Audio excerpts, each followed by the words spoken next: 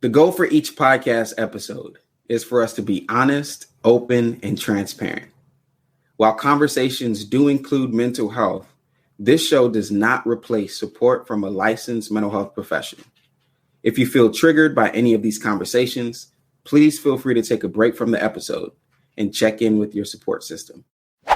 The pandemic and what we all experienced was actually traumatic for many people, if not for everyone that experienced it. And so taking into account the fact that students, not only are they human beings, right, going through this experience of the COVID-19 pandemic, everything being quarantined, everything being shut down, but also those who had goals to be successful in college. They had plans of graduating and walking across the stage, and they had plans of making new friends and joining new student organizations and being involved in the community and getting, good grades and engaging on campus. But all of a sudden, the world is shut down.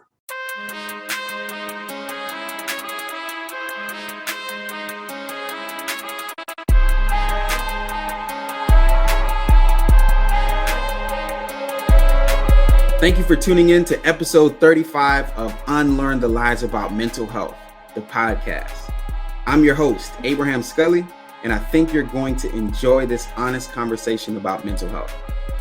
In this episode, I address the state of students' mental health and the role that faculty and staff play in supporting their students' mental health. My objective is to encourage, inspire, and empower you to step up, go beyond your job description, and lead during a time when most are taking the back seat. If you don't catch anything in this show, remember this: you don't have to be an expert to support. You just need to care enough to meet students where they are. If you want to connect with other advocates and me, then join our Facebook group. Search Unlearn the Lies About Mental Health on Facebook, and let's continue the conversation. Let's network and let's learn together. I hope to see you there. Now, I hope you enjoy this episode. Let's dive in.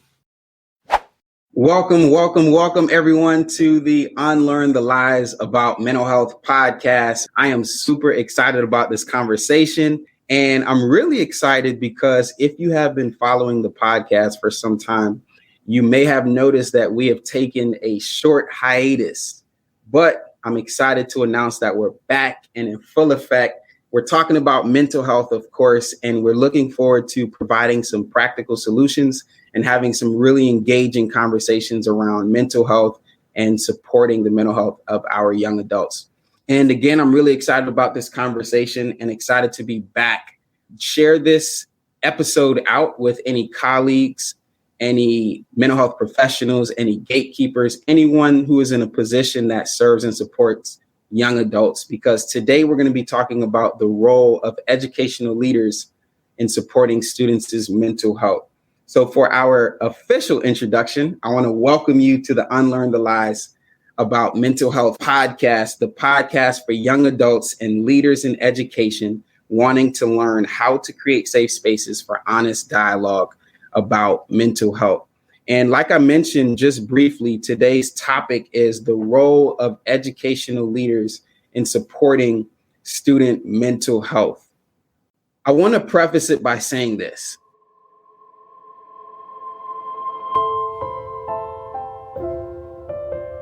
The reality is that we have all been through and are currently still in the midst of the COVID-19 pandemic. And when we think about educational leaders, when we think about leaders in general, and especially students, we're all under a lot of pressure when it comes to still performing at a level that is effective, that is efficient, even in the midst of the pandemic, right? And the aftermath of the pandemic and everything that has come as a result of the pandemic. So I want to preface it with that because it's important that we have compassion with ourselves, with other leaders and people in position to support, but in the same vein, understand that support is definitely needed. So today we're going to be talking about the needs of students.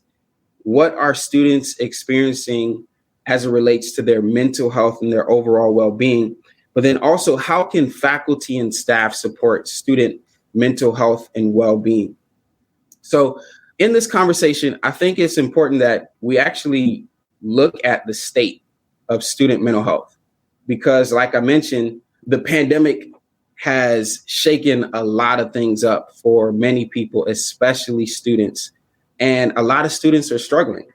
And the unfortunate truth is that for many students who are focused and are used to performing at a very high level, it's oftentimes the approach to act as if the pandemic does not have an effect, right? And so when you are acting as if the pandemic doesn't have an effect and the pandemic is having an effect, then it's almost as if you're piling pressure on top of pressure, right? So what is the actual state of student mental health? That's a great question. So the Jed Foundation, and for those of you who are not aware of the Jed Foundation, they are a nonprofit organization protecting the emotional health and preventing suicide for teens and young adults. So they conducted an online survey a couple of years ago. And in the survey, they had just over 200 college and graduate students. And this was across the country, right? And what they were doing was they were looking to find the emotional and mental state of students and how ready they were for college as a result of experiencing the pandemic. And so a couple of statistics that they found in the study is that 63% of students say that their emotional health is worse than before the COVID-19 pandemic. 63% of students say that their emotional health is worse than before the COVID-19 pandemic.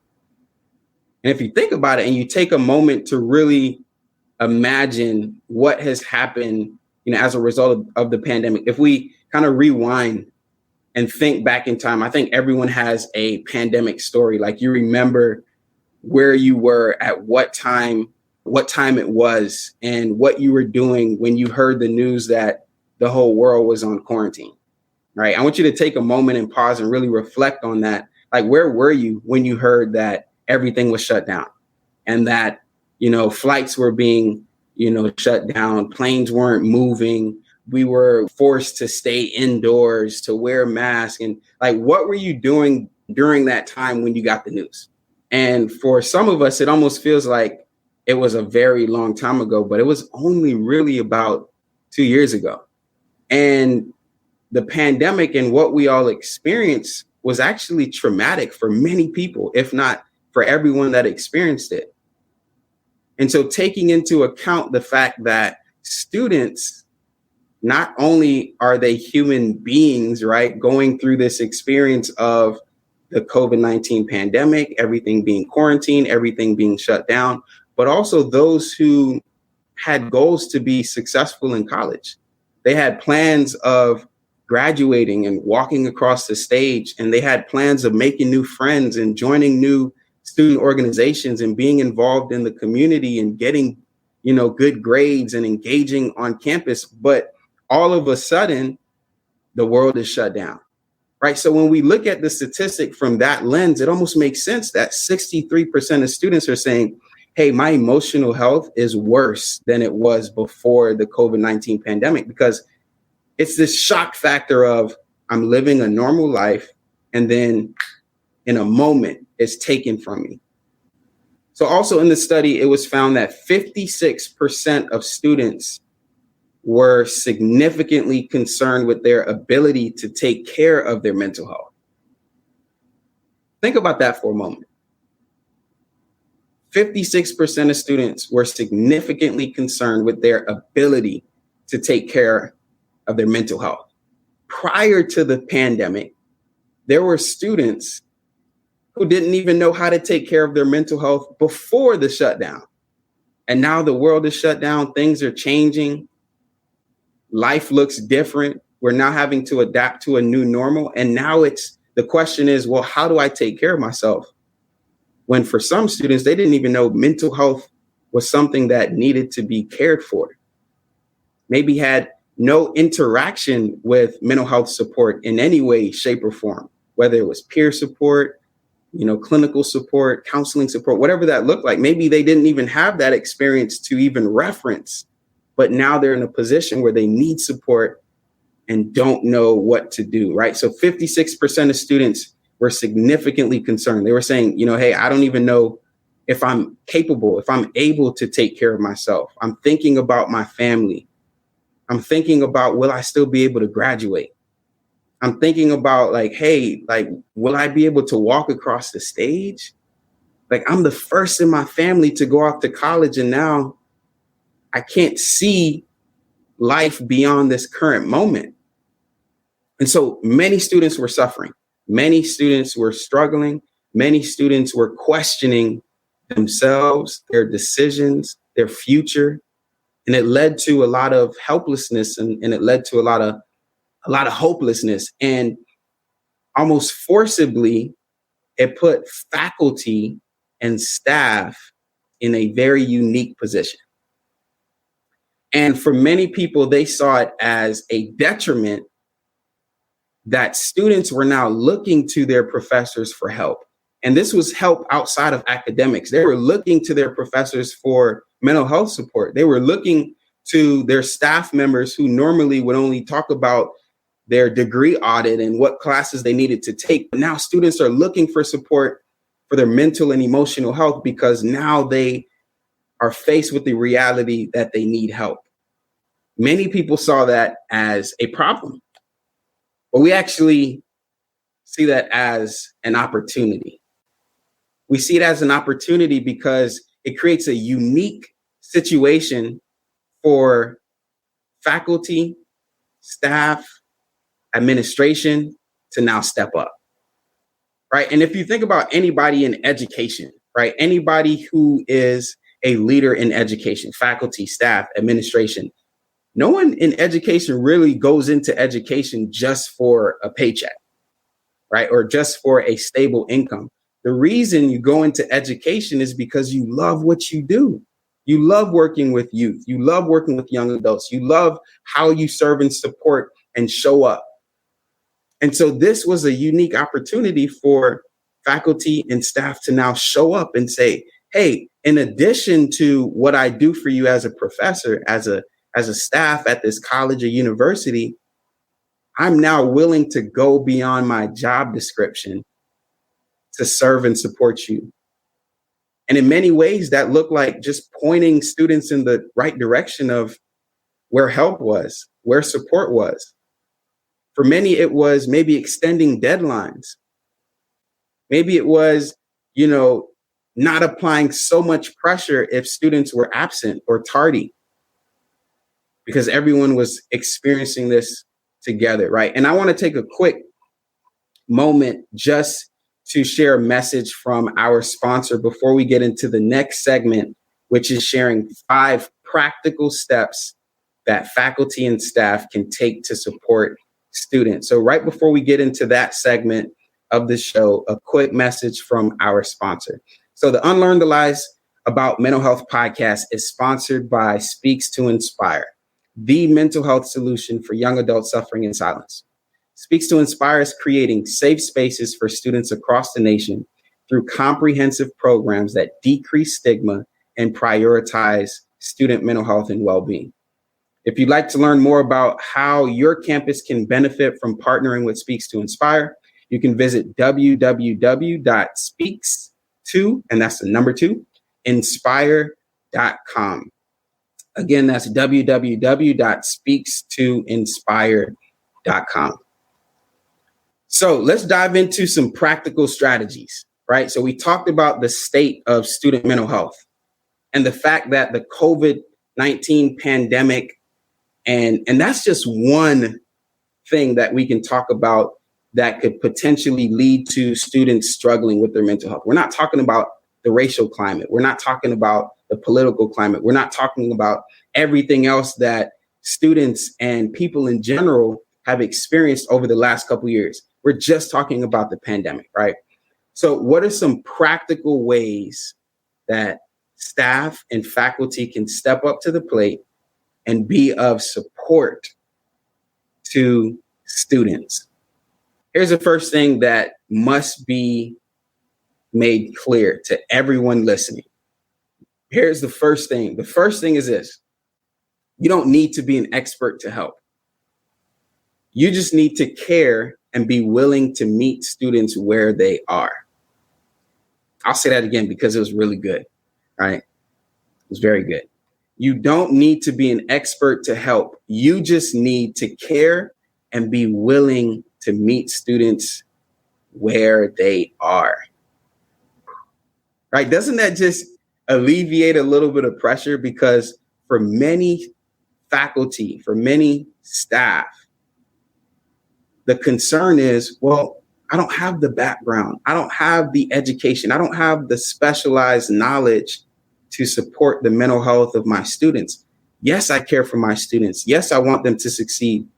But I don't think I'm the one that's equipped to really help, to really serve, to really support. When you understand that, hey, you don't need to be an expert. You just need to be willing to care and meet them where they're at. It alleviates the pressure of having to say the right thing at the right time and being the expert. Because here's the thing, when you understand that you don't need to be the expert, it now puts you in a position to point your students to an expert if they so choose or need to get that sort of support, right? So it's empowering to know that. So let's talk about those 5 steps, right? 5 practical steps. And one thing that we want to do with this podcast and what we produce here, the conversations that we have, is we want to make it extremely practical, because this information should be so easy to digest and so easy to understand that you can leave this conversation and start implementing 1 step, 2 step, 3 steps, so that you can start to gain momentum, start seeing results, and start supporting your students. So here's the first step. The first step is to shift to a growth mindset. Shifting to a growth mindset says that this situation that my students are experiencing or that I'm experiencing is not the end all be all. There is a light at the end of the tunnel. There is hope from the situation. I can do something. So a fixed mindset, which is opposite of the growth mindset, would say something like, well, I don't like to be challenged. I'm not good at challenges, or I'm not the right person to be challenged. But shifting to a growth mindset says challenges actually help me to grow. They help me to become a better human being. They help me to support in a way that I wasn't able to support before. And when we simply make that shift in our mindset to say, I choose to look at failure as an opportunity. I choose to accept the challenge. I choose to step up and support my students versus I'm not equipped with those tools. We start to think differently. And in that thinking that we now have as a result of shifting to that growth mindset, it leads to step number 2. So this is another practical step. Step number 2 is to model empathy. Model empathy and create a safe space for students. Now, I wish I could go deep in this conversation, because creating a safe space really requires a lot of patience and intentional effort. But to simplify it as much as I can for the sake of this episode, modeling empathy and creating safe spaces starts with you being willing to listen. You being willing to listen to understand versus listening to respond, listening to react. So there's a really awesome tool that is just great. It's great for any conversation. It's great for supporting students, supporting colleagues, supporting staff, supporting anyone if they're struggling with their mental health or if they need support.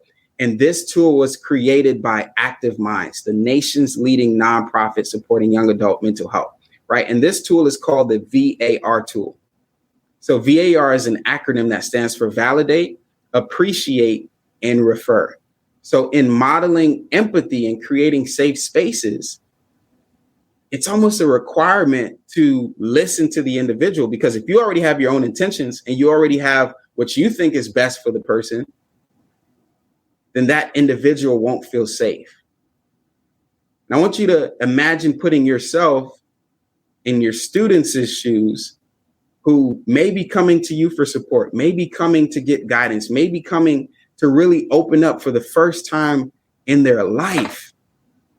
And they can sense that you already have an agenda or an ulterior, motive, or you already have a plan, versus listening to understand what they're experiencing to then be able to offer support if they need it, right? So that second step is to model empathy and create a safe space.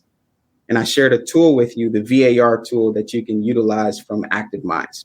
The third step is to decrease stigma and normalize these conversations. So this can be done in a ton of different ways, right? Many different ways to decrease stigma. I think the simplest way is to just talk about mental health. Like, let's talk about mental health the same way we talk about grades. Let's talk about mental health the same way we talk about spring break and summer vacation and winter break. When you come back from winter break, what's the first thing we say? Hey, what did you do for winter break? What did you do for summer vacation? Like, did you do anything fun? I think we can start to do the same thing about mental health.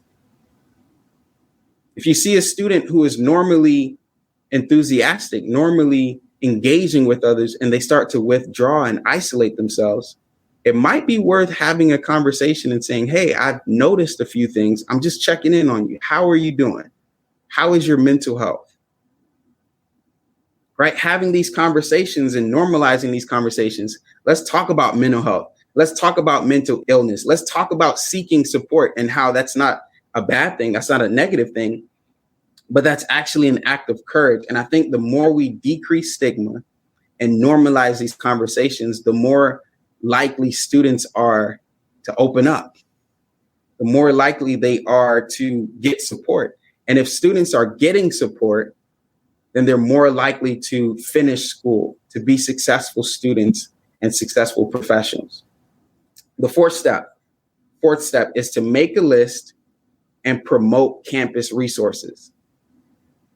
Oftentimes, colleges and universities, there are, if not 3 to 4, there are a ton of different resources that exist.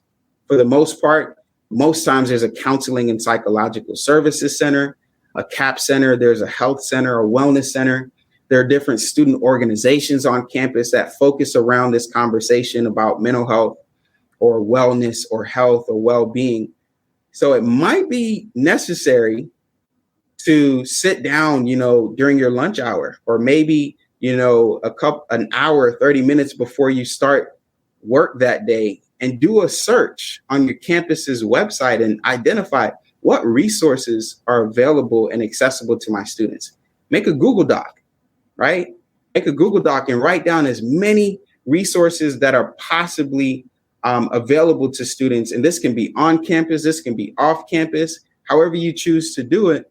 And then with that same Google Doc, you can transfer, if you're a faculty member, you can transfer that information into your syllabus, or you can take that same Google Doc and share it out on your online platform. You can share it out with your students. You can share it out on the Facebook page if you have a Facebook page.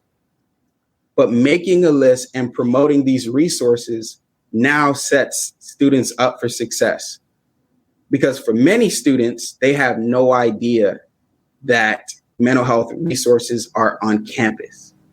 And then they don't even know how to access those mental health resources. So I'll share my story briefly with you. And for those of you who have been tuned into the podcast for some time, you've heard me share my story multiple times. So I won't go too much into it for the sake of that.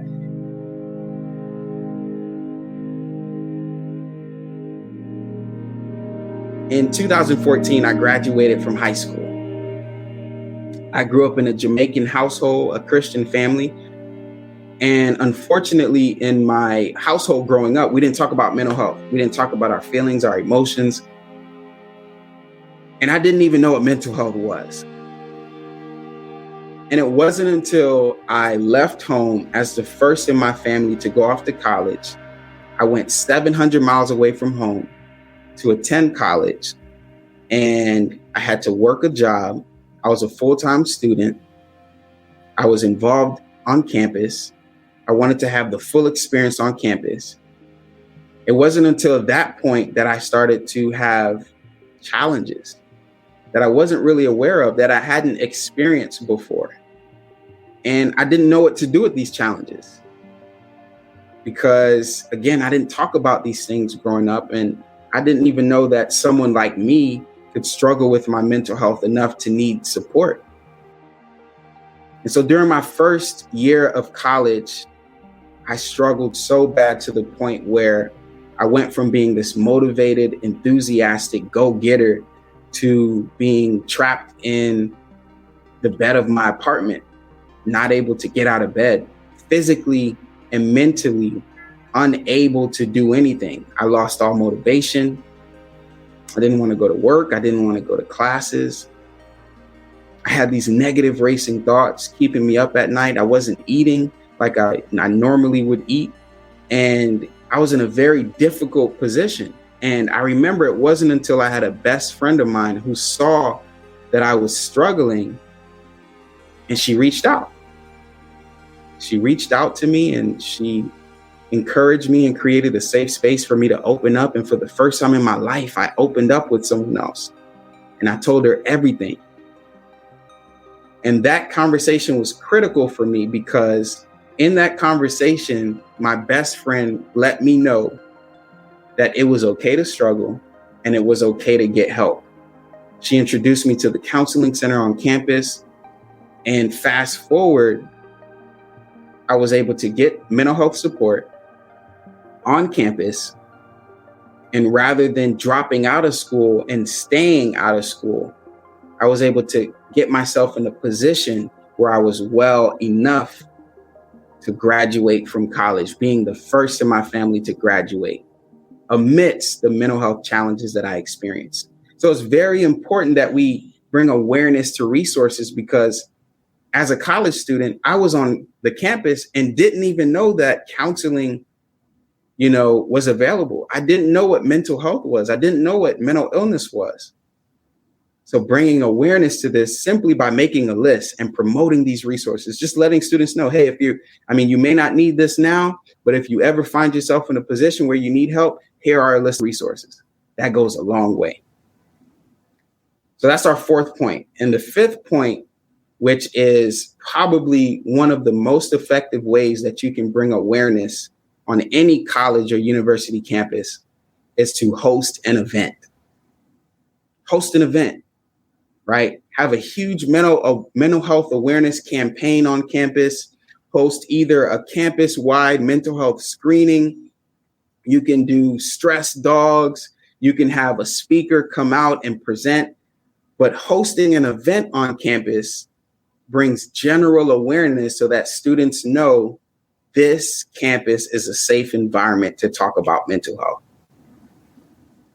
And not because faculty and staff are just talking about it, but they're actually investing in programs. They're investing in events. They're investing in a way where we as students can see, oh, wow, this means something. Our lives and our well-being mean something to the leaders in my campus. And hosting an event goes a long way. With that being said, those are the 5 practical steps that faculty and staff members can take to support student mental health. I want to do a brief overview of those 5 steps really quickly. The first was to shift to a growth mindset. The second was to model empathy and create a safe space, right? Create a safe space for these conversations. The third step is to decrease stigma and normalize these conversations. Talk about it. Make it a normal conversation, right? Don't shy away from it. The fourth step is to make a list of and promote campus resources. This can be on campus. This can be off campus. This can even be telehealth resources that the campus may utilize that you can bring awareness to. And the last and final step is to host a mental health and wellness event. Doing these key things sets not only your students up for success, but it sets your campus community up for success. Because here's the reality. Students are not the only ones who are struggling. Faculty members are leaving their careers and their professions because the work is just too much. The pandemic has brought on too much stress, too much pressure. Not only are students struggling, but staff are struggling. The demands are great, and staff also need a safe space to have these conversations and to utilize support. So with that being said, again, I am super excited that you tuned in, but we want to invite you to join our Facebook group. So this is a community of individuals who are interested, willing, and ready to support mental health, to reduce stigma, and to create solutions, right? So if you want to join our Facebook group, our community on Facebook, you would just search Unlearn the Lies About Mental Health on Facebook. And I'll also put a link in the description of this podcast so that you can view it and join the community. We'd love to have you in the community. And again, I want to share a message from our sponsor. The Unlearn the Lies About Mental Health podcast is sponsored by Speaks2Inspire, the mental health solution for young adults suffering in silence. Speaks2Inspire is creating safe spaces for students across the nation through comprehensive programs that reduce stigma and prioritize young adult mental health and well-being. If you'd like to learn more about how your campus can benefit from partnering with Speaks2Inspire, you can visit www.speaks2inspire.com. And I hope this was extremely valuable for you. This podcast can be found on Spotify, Apple Podcasts, and any other podcast platform where you stream your podcast. So look us up, Unlearn the Lies About Mental Health. Do me a favor, if you enjoyed this conversation and you think it would be valuable to a faculty member, a staff member, a friend, a family member, a colleague, go ahead and hit the share button, share it out so that they can view this conversation and we can keep the conversation going. And until then, I will see you next time. You all take care. Again, my name is Abraham Scully and I was your host. Glad to be your host for today. And enjoy your evening. Take care. Thank you for spending some time with us today. If you are struggling with your mental health, remember, you are not alone and you can reach out and get help. I'll put mental health resources in the description just in case you need them. If you enjoyed this episode, subscribe so that you can hear more hot conversations about mental health. Share this one with anyone that you think can benefit from this conversation.